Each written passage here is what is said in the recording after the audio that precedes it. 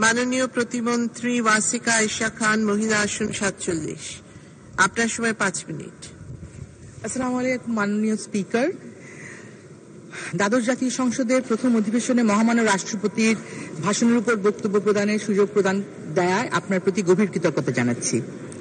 নবগঠিত আওয়ামী লীগ সরকারের মাননীয় প্রধানমন্ত্রী ও সংসদ নেতা বঙ্গবন্ধু কন্যা জননেত্রী শেখ হাসিনা ধারাবাহিকভাবে চতুর্থবার সহ মোট 5 বার গণপ্রজাতন্ত্রী বাংলাদেশ সরকারের প্রধানমন্ত্রীর দায়িত্বভার গ্রহণ করায় তাকে অন্তরের অন্তঃস্থল থেকে শুভেচ্ছা জানাচ্ছি এবং কৃতজ্ঞতা প্রকাশ করছি। তিনি আমার মতো একজন ক্ষুদ্র মানুষকে তৃতীয়বারের মতো এই মহান জাতীয় সংসদে স্থান করে দিয়েছেন এবং কাজ করার সুযোগ করে দিয়েছেন। মাননীয় স্পিকার, আপনাকে, মাননীয় ডেপুটি স্পিকারকে, সকল বিবৃন্দকে এবং সকল মাননীয় সদস্যকে আমি আবার অভিনন্দন জানাচ্ছি। বক্তব্যের শুরুতে সশ্রদ্ধ চিত্তে স্মরণ করছি সর্বকালের সর্বশ্রেষ্ঠ বাঙালি জাতির পিতা বঙ্গবন্ধু শেখ মুজিবুর রহমানকে। বিনম্র শ্রদ্ধায় স্মরণ করি বঙ্গমাতা সহ 15ই আগস্টে বঙ্গবন্ধুর পরিবার এবং বাকি সবাই যাদেরকে আমরা হারিয়েছি। শ্রদ্ধার সঙ্গে স্মরণ করি মুক্তিযুদ্ধ ও গণতন্ত্রের অধিকার আদায়ের আন্দোলনে আত্মদানকারী শহীদ ও জাতীয় চার নেতাকে। শ্রদ্ধা জানাই সকল বীর মুক্তিযোদ্ধা ও নির্যাতিত মা বোনদের প্রতি। স্মরণ করি আমার প্রয়াত পিতা, যিনি বঙ্গবন্ধুর কর্মী হওয়ার সুযোগ পেয়েছিলেন। আমি গর্বিত আমার প্রয়াত পিতা ও মাতা আমৃত্যু বঙ্গবন্ধুর আদর্শের অনুসারী হয়ে বঙ্গবন্ধু কন্যা জননেত্রী শেখ হাসিনার কর্মী ছিলেন। স্মরণ করছি সকলকে যারা জাতির পিতার আদর্শ ও জননেত্রী শেখ হাসিনার প্রশ্নে ছিলেন আপোষহীন। দ্বাদশ জাতীয় সংসদ নির্বাচন ছিল সুষ্ঠু, নিরপেক্ষ ও অংশগ্রহণমূলক। এই নির্বাচনে জয় হয়েছে দেশের জনগণের, জয় হয়েছে গণতন্ত্রের। এই নির্বাচন জাতীয় ও আন্তর্জাতিকভাবে ব্যাপকভাবে প্রশংসিত হয়েছে। মাননীয় স্পিকার, কোভিড মহামারী এবং রাশিয়া ইউক্রেন যুদ্ধের প্রভাব সত্ত্বেও মাননীয় প্রধানমন্ত্রী দেশরত্ন জননেত্রী শেখ হাসিনার সুদক্ষ নেতৃত্ব ও সুপরিকল্পিত পরিচালনায় দেশের গড় প্রবৃদ্ধি, অর্থনৈতিক স্থিতিশীলতা বিরাজমান। মানুষের মাথাপিছু আয় বৃদ্ধি, রপ্তানি আয় বৃদ্ধি, সামাজিক নিরাপত্তা কর্মসূচির আওতা ও বরাদ্দ ধারাবাহিকভাবে বৃদ্ধি, বয়স্ক ভাতা এবং অন্যান্য ভাতা, 18 বছর ঊর্ধ্বে দেশের সকল নাগরিকের জন্য সর্বজনীন পেনশন স্কিম চালু, এ সবই মাননীয় প্রধানমন্ত্রী ঐকান্তিক প্রচেষ্টা ও পরিকল্পনার ফসল। মাননীয় স্পিকার, আমি আজকে মহান সংসদে দাঁড়িয়ে সর্বজনীন পেনশন স্কিম সম্পর্কে কিছু বলতে চাই। টেকসই উন্নয়নের অন্যতম শর্ত হল উন্নয়ন প্রক্রিয়ায় সকল নাগরিককে সম্পৃক্ত করা এবং সবার জন্য সমান সুযোগ সৃষ্টির মাধ্যমে ন্যায়ভিত্তিক সমাজ প্রতিষ্ঠা করা।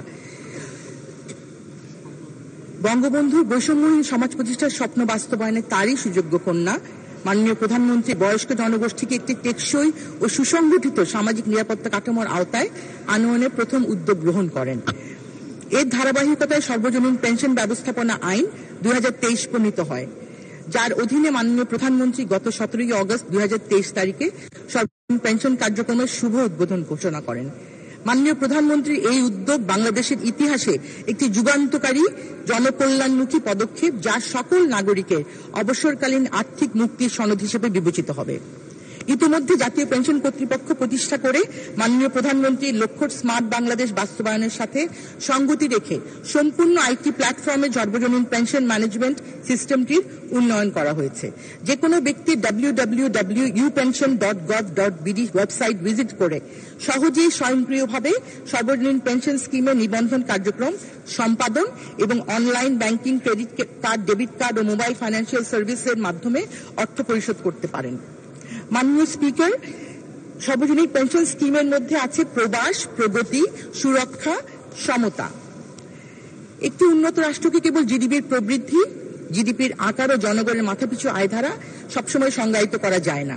নাগরিকদের সামাজিক ও আর্থিক নিরাপত্তা উন্নত রাষ্ট্রের অন্যতম নিয়ামক হিসেবে বিবেচিত হয়ে থাকে। উন্নয়নশীল দেশসমূহে নাগরিকদের আর্থিক নিরাপত্তা নিশ্চিতকল্পে সর্বজনীন পেনশনের ধারণা জনপ্রিয় হয়ে আছে। এই বৈশ্বিক প্রেক্ষাপট বিবেচনায় বাংলাদেশ আওয়ামী লীগের সরকার জননেত্রী শেখ হাসিনার নেতৃত্বে কর্তৃক গৃহীত সর্বজনীন পেনশন স্কিম নাগরিকদের বৃদ্ধ বয়সে 2 মিনিট। এই প্রক্রিয়ায় বাংলাদেশ একটি অধিকতর কল্যাণমূলক রাষ্ট্র হিসেবে আত্মপ্রকাশ করবে, যা হবে মাননীয় প্রধানমন্ত্রী 2041 সালের উন্নত স্মার্ট বাংলাদেশের স্বপ্নের সমার্থক। মাননীয় স্পিকার, আমাকে একটু ধন্যবাদ। মাননীয় স্পিকার, লক্ষ প্রাণের বিনিময়ে আমরা পেয়েছি একটি স্বাধীন ও সার্বভৌম দেশ। আমাদের পরম কর্তব্য মাননীয় প্রধানমন্ত্রী দেশরত্ন শেখ হাসিনার নেতৃত্বে চলমান অগ্রযাত্রাকে ত্বরান্বিত করা। আমরা বাংলা ভাষার জন্য রক্ত দিয়েছি, স্বাধীনতার জন্য প্রাণ দিয়েছি।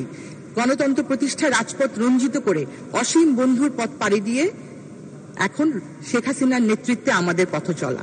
সকলের সম্মিলিত প্রচেষ্টায় তারই অসীম সাহসী রূপান্তরকারী নেতৃত্ব ও দূরদর্শী পরিচালনায় আমরা গড়ে তুলব জাতির পিতা বঙ্গবন্ধুর স্বপ্নের সোনার বাংলা।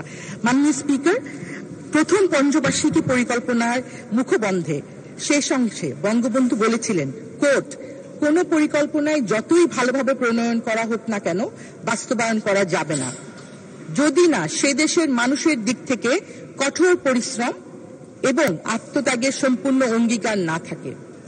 তাই আমাদের সবাইকে জাতি গঠনে আত্মত্যাগের মহিমা নিয়ে এক মন মানসিকতায় সংকল্পবদ্ধ হতে হবে। আমি নিশ্চিত যে আমাদের জনগণ স্বাধীনতা যুদ্ধের সময় যে সাহসিকতা ও তেজোদ্দীপ্ত মানসিকতার পরিচয় দিয়েছে, এই ক্ষেত্রেও নিজেদের সেভাবে নিয়োজিত করবে। আনকোট। মাননীয় স্পিকার, আপনাকে ধন্যবাদ। মহামান্য রাষ্ট্রপতিকে ধন্যবাদ চমৎকার ভাষণের জন্য। জয় বাংলা, জয় বঙ্গবন্ধু, জয় শেখ হাসিনা।